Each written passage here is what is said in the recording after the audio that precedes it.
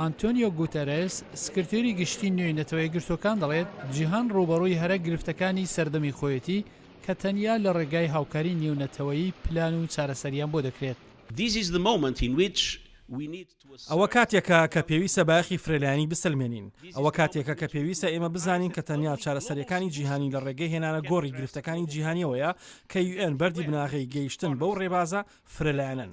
گوتێرێس ئەو لێدوانە کورتەی ڕۆژی سێشەممە بۆ کارمەندانی UN لە سەرکردایەتی ئەو ڕێکخراوە لە نیویۆرک بەیان کرد.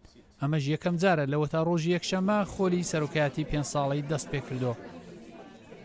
گوتێرێس وەک سەرۆکی پێشووی ئاژانسی پەناخوازانی UN سەبارەت بە کەموکوڕی UN ئاگاییدا و بەجددی داوای لە ڕێکەوتن و کۆدەنجی هاوبەش کرد بۆ ئەوەی چاکسازی لە UN تەمەن 72 ساڵیدا بکرێت.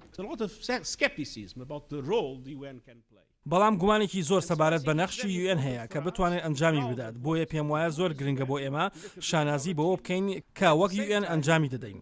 بە سەرکەوتنەکانمان بزانین و لە هەمان کاردا پێویستە دڵنیا بین کە لە تواناماندا سیستەمی گەشەپێدانی UN چاکسازی بکەین هەروەک ئەندامانی ڕێکخراوەکە داوایان لێ کردوین.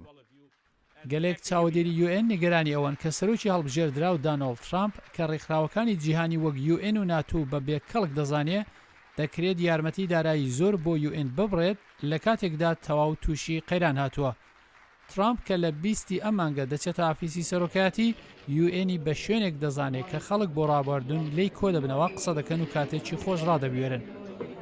ئەمریکا لە سەروی ئەو وڵاتانەدایە کە یارمەتی بە بودجە UN و کردارەکانی ئاشتی پارێزەران دەکات. واشنگتۆن پارەیەکی زۆر بە شێوەیەکی خۆبەخش بۆ داخوازەکانی مرۆڤایەتی دابین دەکات.